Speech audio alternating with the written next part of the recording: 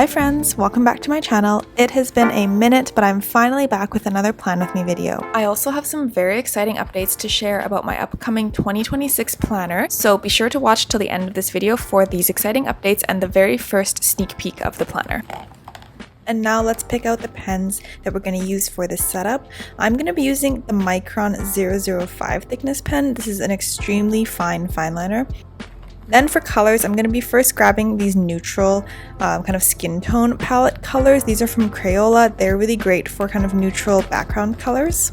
Then for colors, I'm going to be using my Ohuhu dual tip brush set. This has plenty of colors, so I'll definitely have everything I need in this set. Now I'm grabbing my fine liner and I'm starting with the calendar layout page. You guys may know if you've watched my videos before, but I actually tend to do the cover page last, and normally I just edit the video so you guys see the cover page first, but I decided this month I would share with you my actual process of how I actually set this up, and this is the page that I started with.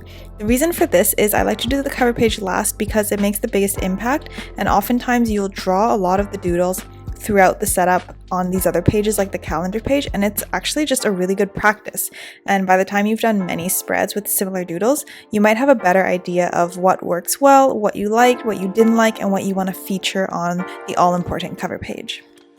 For the font I'm using this month, I'm doing a really simple font, but I'm doing a mix of lowercase and uppercase letters, so it gives it a kind of like cute and kind of playful effect. Once I've set up the calendar grid, I'm going to do a few little doodles down here. My theme this month is mushrooms and this really kind of mushroom cottage core woodland creature vibe. So I'm doodling a few little mushrooms here and with this very like bubbly cutesy grass, so it's kind of cartoony. But then I have added a few details like the lines to the mushrooms, so it's not like totally doodly or cartoony. Now I'm grabbing my Faber-Castell fine liner. This is one of my longtime favorites, although I noticed actually this pen is starting to run out of ink, so the black color is not as rich as it used to be.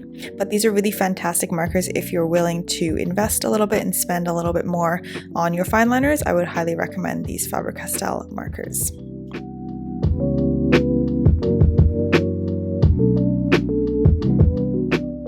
And now I'm just going to color the doodles that I've created. I like to use at least 2 tones in each doodle, so you can see I started with a kind of mid brown, but then I'll go back in a moment with another brown to just add a bit of shadows, and it's almost not really important where you put the shadows, just put them on an edge and it will give you a nice kind of 3-dimensional look.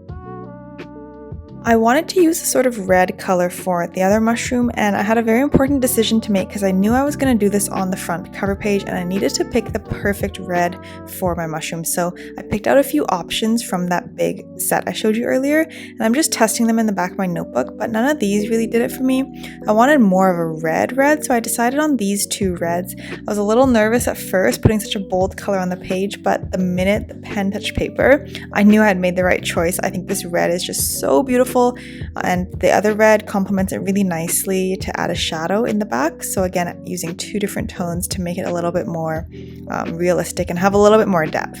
I'm doing the same thing now to find the perfect greens for the grass. I wasn't as fussy for the grass, but I didn't want anything too like fluorescent or too gray either. And I think it's a good mix of like bright and cheerful without being like aggressively bright.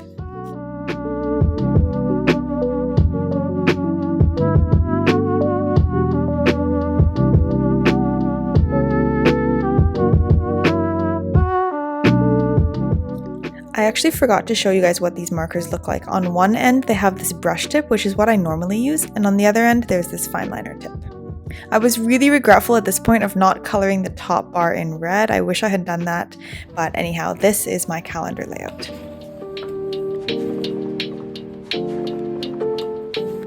For the next spread, I'm going to be setting up my trackers, so I'll have the habits on the left and the moods on the right. I'm using that Faber-Castell pen to write the title again.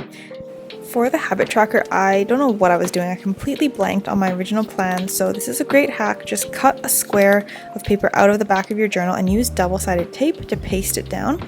And the double-sided tape is a good way of making it as flush as possible with the page. Of course, you can still see it, but it's not the end of the world and you can carry on from here and it doesn't get lumpy with glue or anything like that.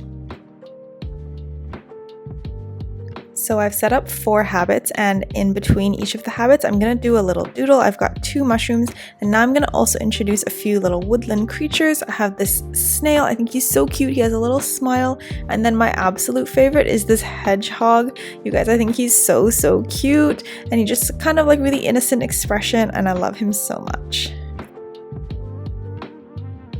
Over the past about 6 or 8 months this year, I have been working super hard on the 2026 planner. If you guys have been around for a while, you may know that last year in 2025, I launched a pre-drawn bullet journal planner for you guys where you could get a planner with all of my bullet journal themes pre-drawn in there for you.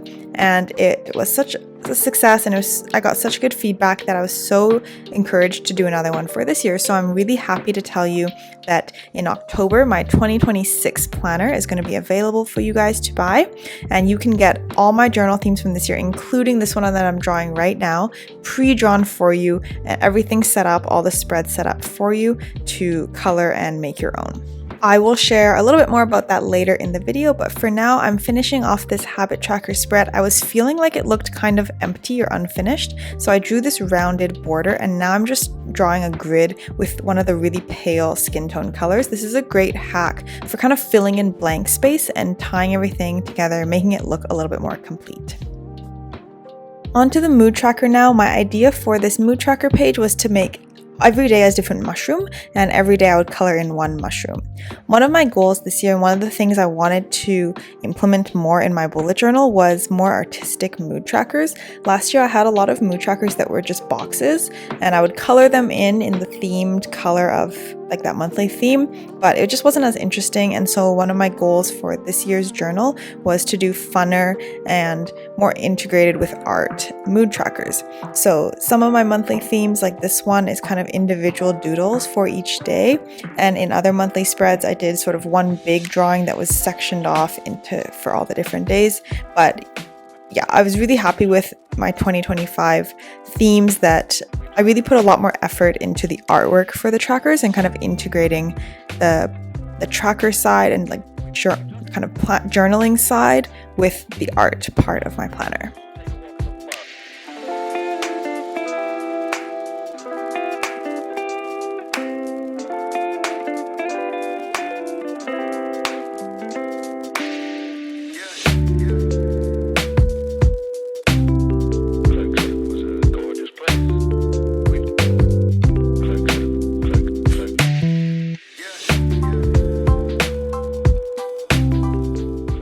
This mood tracker is just looking so cute now. I'm just coloring the grass below, kind of like how I colored it before, and then of course I'm leaving the mushrooms blank because I'll be coloring those day by day throughout the month. Having my mood tracker more integrated with art has also really encouraged me to actually use it more. That's something I struggled with a lot in the past. I would make such a beautiful journal spread and then just never use it, but I'm so much more keen to use it now because I'm kind of motivated to complete the spread to make it look really beautiful.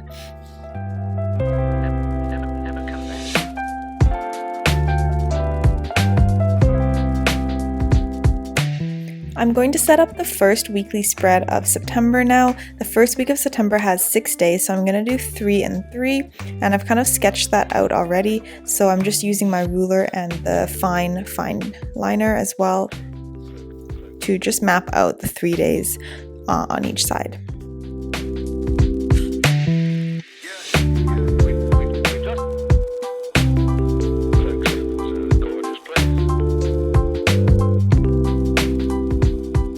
There's a few more woodland creature doodles that I have in mind and that I've kind of prepared, but I didn't use it on this spread and I haven't used it yet in the September setup.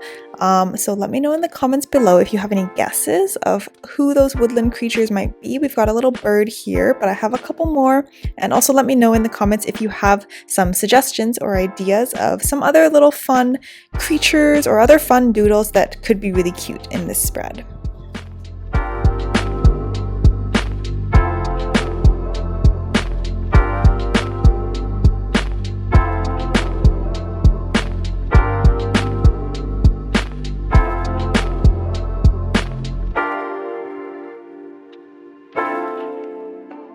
So I don't know if you guys noticed, but I messed up again here. I don't know what was wrong with me. My mind was just elsewhere when I was setting up this theme. But I started on Sunday and September in fact starts on a Monday, so I had to cut a piece of paper and use the double-sided tape again to fix that, but I rewrote the days of the week here, and now I'm ready to start coloring in this spread.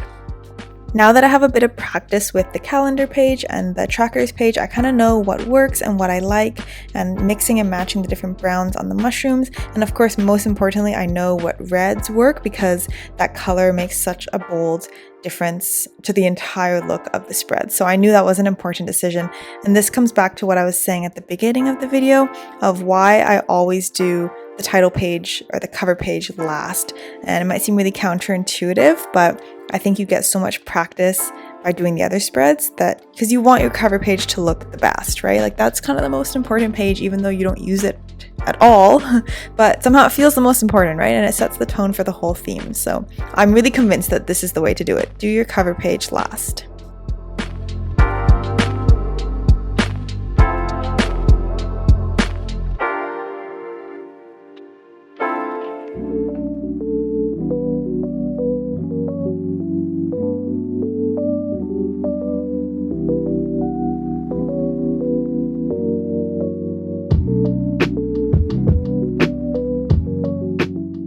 I learned from my FOMO on the calendar page. I was so disappointed I didn't think of using red on the top bar on the calendar page, so I definitely wanted to use it here. I just think this red is so cute. It's not too like fire engine red. It's just the perfect red, and I think it matches the theme so perfectly.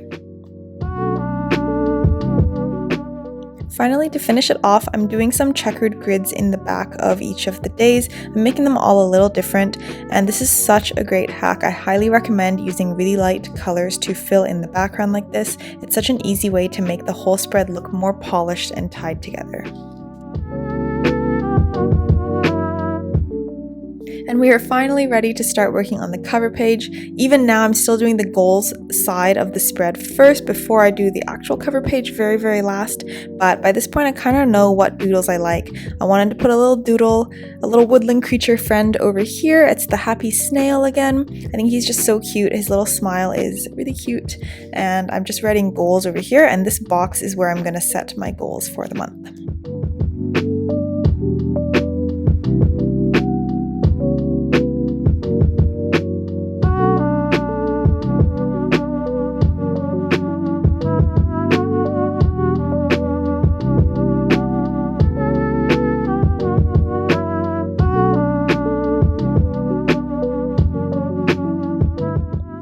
And now finally, the cover page. I have this sketched out already, and by now from coloring in all the other spreads, I have some experience with these doodles. I know exactly what colors I'm going to use.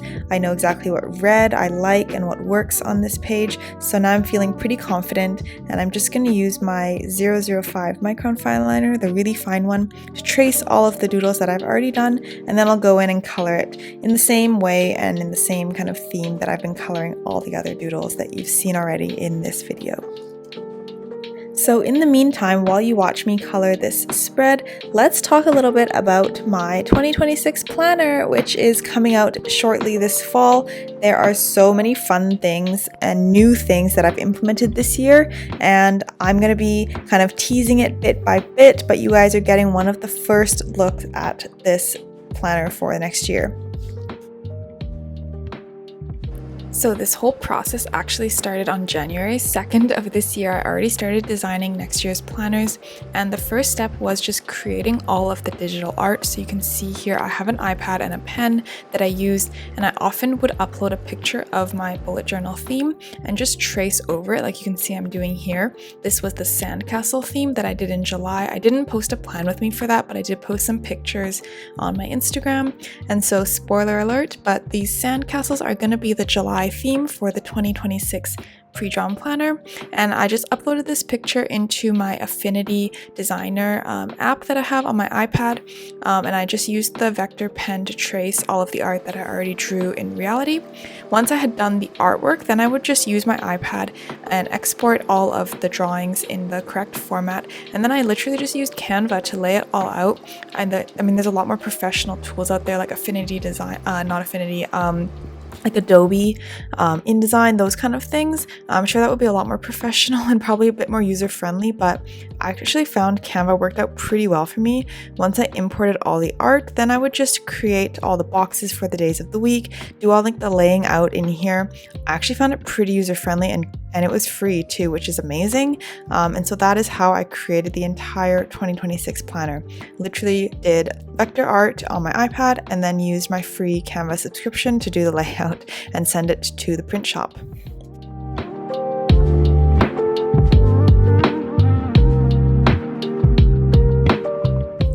The final product planner is something that I'm so thrilled with. It's the same amazing quality that blew me away last year, so I'm really happy to be able to bring that back. It also has a lot of other features like handwritten days of the week that I wanted to implement this year, better artwork for the mood trackers, full 2-page calendar spreads in every month, and a few extra bonus spreads like gratitude trackers and more notes pages than we had last year.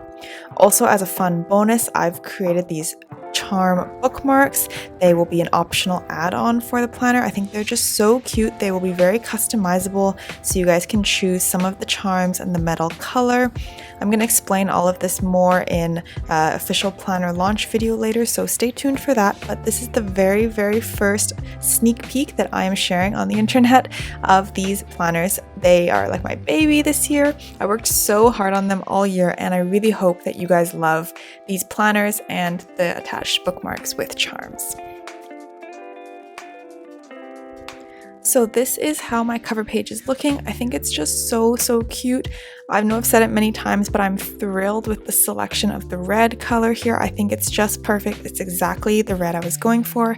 I'm just doing a light hatched grid in the background to fill in the space and complete the look. This is the final flip through of my September setup. I am so happy with how this turned out. I think it's so cute and fun. Let me know in the comments what your favorite doodle or what your favorite woodland creature is in this theme, and I will see you guys next month. Bye, friends!